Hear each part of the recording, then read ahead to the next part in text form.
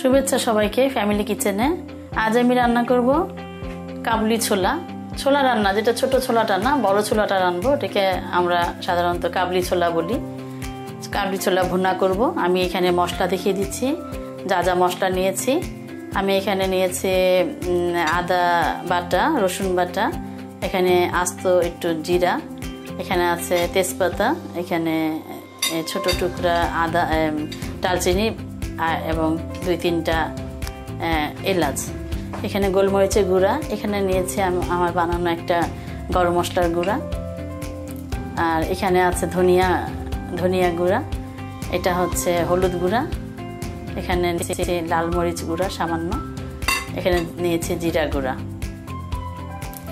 এবং আরও নিয়েছি টমেটো, এখানে নিয়েছি আলু, 2টা আলু কেটে নিয়েছি ছোট ছোট করে, এবং কাঁচামরিচ ফালি দেব কিছুটা, এবং নিয়েছি পেঁয়াজ কেটে নিয়েছি, কুচি করে নিয়েছি।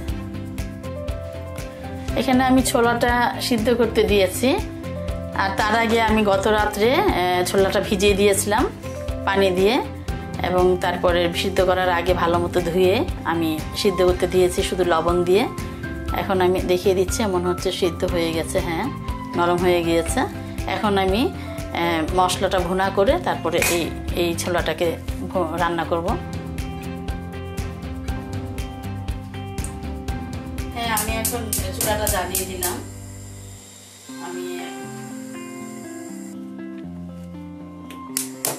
আমি চুলাটা জ্বালিয়ে দিলাম এবং দিয়ে দিচ্ছি তেল, 2 টেবিল চামচের মতো তেল দিলাম। তেলটা সামান্য গরম হতে দিতে হবে, এবং আমি দিয়ে দিচ্ছি সামান্য জিরা,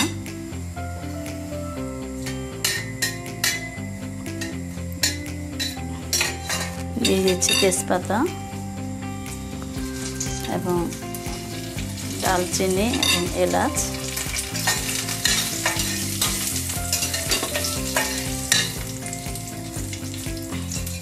এবং দিয়ে দিচ্ছি সামান্য পেঁয়াজ,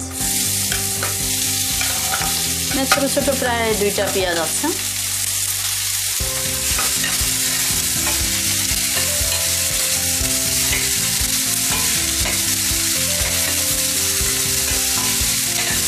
পেঁয়াজটা আমি একটু ভাজবো, একদম ফ্রাই না, হাফ ভাজা হলেই আমি দিয়ে দেবো সব মশলা।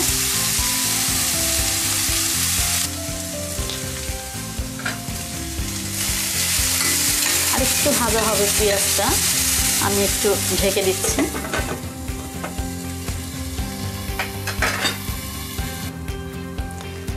আমি দেখে নিচ্ছি, এটা প্রায় হয়ে গেছে, এর চেয়ে বেশি আমি করব না। এখন আমি মশলাগুলো দিয়ে দেবো একে একে, এবং দিয়ে দিচ্ছি, আমি প্রথমে দিয়ে দিচ্ছি টমেটোগুলা, এবং এর উপরে আমি দিয়ে দেবো মশলা। তাহলে টমেটোর পানিতে ভুনা হয়ে যাবে। এখানে আদা রসুন এবং অন্যান্য সব মশলাগুলো দিয়ে দিলাম।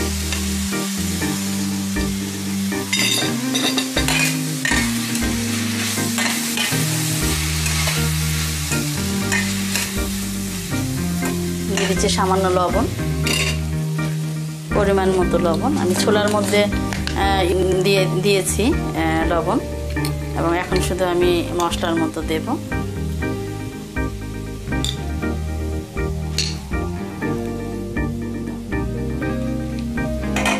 এখন এটাকে কষাবো কিছু।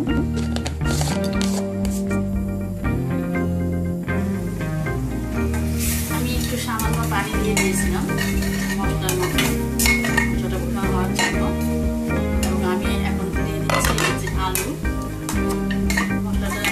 বাকি আছে, আমি এর মধ্যে আলু দিয়ে দিলাম। আলুটা আমি আগে থেকে কোনো সিদ্ধ করি নাই, আমি 2টা ছোট ছোট আলু ছোট করে কেটেছি। মশলা ভুনা হবে, এর সাথে আলুটা সিদ্ধ হয়ে যাবে।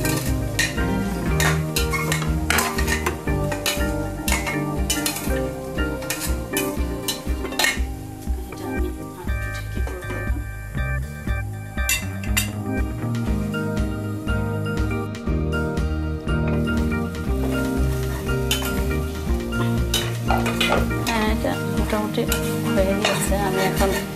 ছোলাগুলি দিয়ে দেব।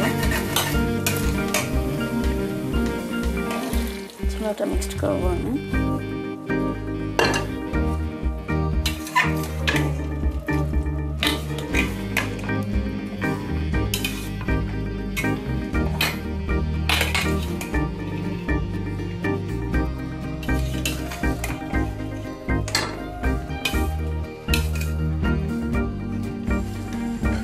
এখন আমি কিছুটা কাঁচামরিচ দিয়ে দেব এবং দিয়ে দিচ্ছি ধনেপাতা। আমার এটা শেষ পর্যায়ে।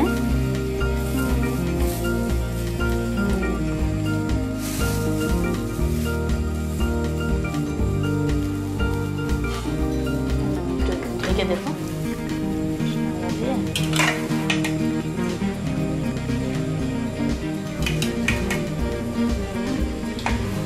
হয়ে গিয়েছে এবং লবণটাও পারফেক্ট, আলুটাও সিদ্ধ হয়ে গিয়েছে। আমি এখন 2 মিনিট খালি একটু ফ্লেভারটা চলে আসবে ধনেপাতা এবং কাঁচামরিচের, আমি অফ করে দেব। এখন আমার এটা হয়ে গেছে পুরো রান্না। আমি উপর থেকে সামান্য একটু জিরা গুঁড়া দিয়ে দিয়েছি এবং আমি পরিবেশন পাত্রে নিয়ে নিচ্ছি। খুবই সুন্দর হয়েছে এবং এটা হচ্ছে মুড়ি দিয়েও খাওয়া যাবে, এমনিও কেউ খেতে পারে।